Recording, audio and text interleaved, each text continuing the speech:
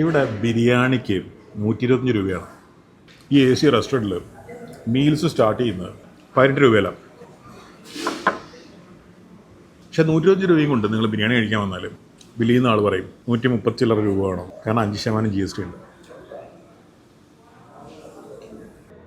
ഈ സാധനം ഉണ്ടല്ലോ പഴംപൊരി, ഇതിൻ്റെ GST കൂടി, അങ്ങനെയാണ് ഇങ്ങനെയാണ്, അങ്ങനെ പല സംഭവങ്ങളും നടക്കുന്നുണ്ട്. പക്ഷേ ഏതൊരു റെസ്റ്റോറൻറ്റിന്, ഏതൊരു സ്ഥാപനത്തിനും അവരുടെ റേറ്റ് മാത്രമേ പറയാൻ പറ്റുള്ളൂ. 125 അടിയിൽ എഴുതി വെച്ചിട്ടുണ്ടാവും, plus GST plus packing charges in case of take away. ശരിയായിരിക്കും, ഒരുപാട് കസ്റ്റമേഴ്സ് ഉണ്ട്, അവർ GST ഇല്ലാത്ത കടകളിൽ പോയിട്ടായിരിക്കും ഭക്ഷണം കഴിച്ച് ശീലിച്ചിട്ടുണ്ടാവുക. 70 എന്ന് പറഞ്ഞാൽ 70 ആണ്, ഇവിടെ 18 എന്ന് പറഞ്ഞാൽ 18 പ്ലസ് GST ആണ്. അപ്പോൾ ഈ കസ്റ്റമർ മറക്കും ഈ 2 പഴംപൊരിയും കൂടെ ഈ ചെറിയ വിലക്കകത്ത് തരുന്നത്. അല്ലെങ്കിൽ ഈ ഒരു ചായ AC റെസ്റ്റോറൻറ്റിൽ 12 രൂപയ്ക്കാണ് തരുന്നതെന്ന്, അതിൻ്റെ 5% GSTനെ പറ്റിയിട്ട് അയാൾ ആലോചിക്കാം. ഒരു തെറ്റുമില്ല, കാരണം അയാൾ ശീലിച്ചത് GST കൊടുക്കാത്ത കടകളിൽ പോയി കഴിച്ചിട്ടാണ്.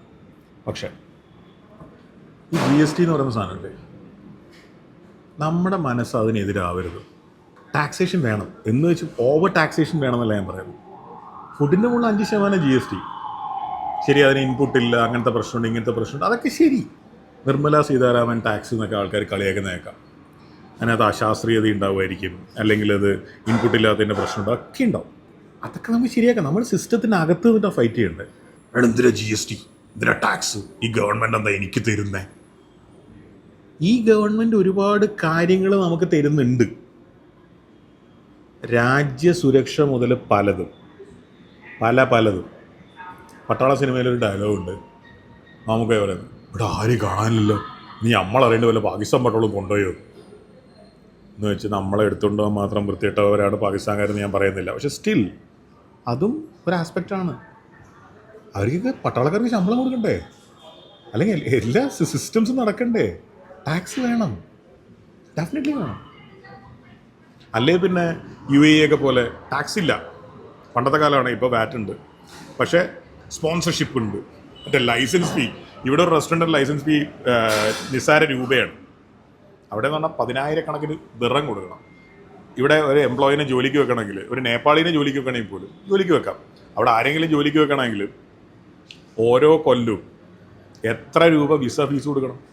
അങ്ങനെ ഇൻഡയറക്റ്റായിട്ട് ടാക്സ് മേടിച്ചിട്ട് ഞാൻ ടാക്സ് ഒന്നും മേടിക്കുന്നില്ല, ഞാൻ സൂപ്പറാണ് എന്ന് പറയാം. അത്ര വൃത്തികേട് എന്തായാലും നിർമ്മല സീതാരാമൻ കാണിക്കുന്നില്ല. നമുക്ക് സിസ്റ്റത്തിനെതിരെ പരാതി ഉണ്ടെങ്കിൽ നമുക്കത് ചെയ്യാം.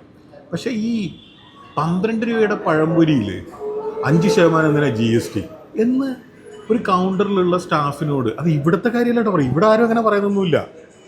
പക്ഷെ അങ്ങനെ പറയുന്ന ആൾക്കാരെ കേൾക്കാം പല സ്ഥലത്തും. എന്തിനാ അങ്ങനെ പറയുന്നത്? ഈ രാജ്യം നമുക്കൊന്നും തരുന്നില്ലേ അപ്പോൾ പകരം?